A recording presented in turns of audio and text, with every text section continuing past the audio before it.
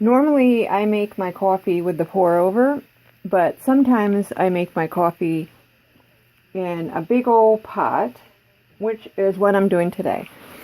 So here I'm going to stay far back because this poor phone has hit the stove here before. So you boil your coffee, but now you can't just use this coffee. You have to strain it. So this is what I use. I use a container, and then I found this strainer that has these little lips over it that fits perfectly over there. And this is actually a coffee filter for, I don't know, some old, like a Mr. Coffee kind of thing. They sell them in the store. And there it fits just like that. So all you do is pour that coffee in this, right in here, and then it's going to come out strained. And you won't be getting, coffee grinds in your bum or anything.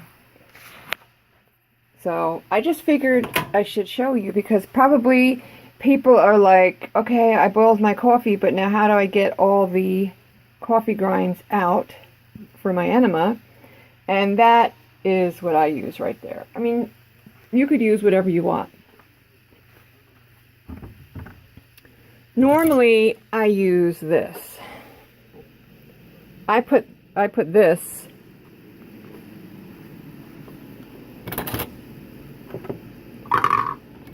I usually put this in here like this.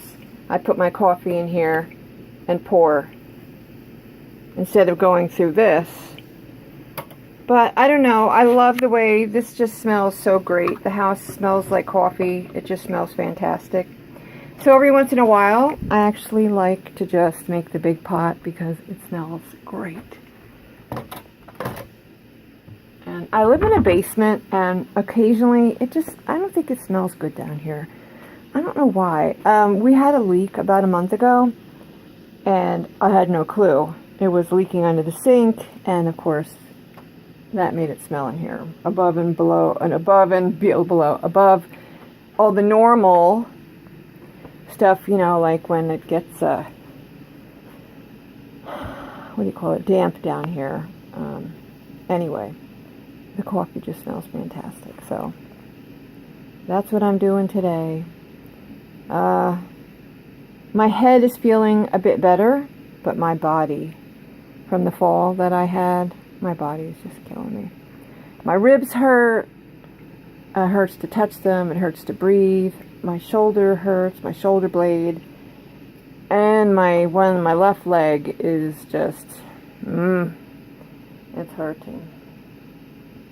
So, another thing. If you wanted to make a whole bunch of coffee so that you don't have to make any for the week.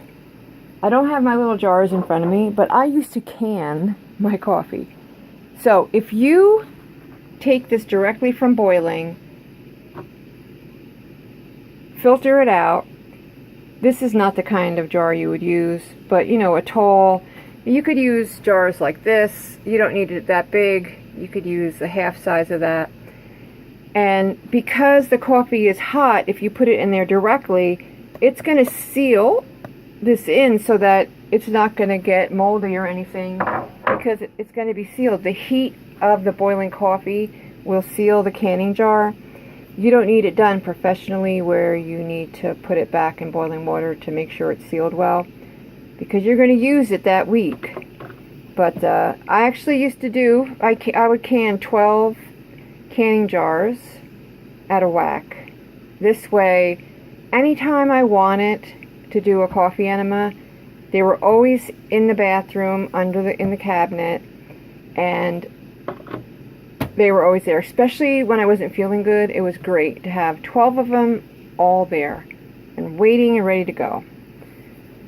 So yeah, I hope that helps, because I have modified all the ways that they tell you how to do it in all the books, and it's what works for me. Nobody ever told me, oh, why don't you can it? I thought to myself one day, why don't I put them in canning jars? The canning jars will seal, then I can have a whole bunch. That works out fantastic.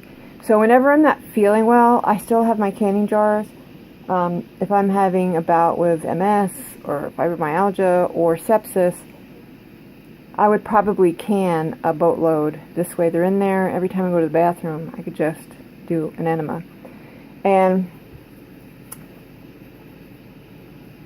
there's just so much more you could do with this.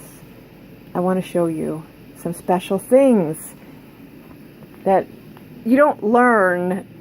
You just, it takes time digging through things. And anyway, I'm going to share some more stuff with you. So I'll be back in a little bit to show you. Okay, goodbye. I'll see you soon.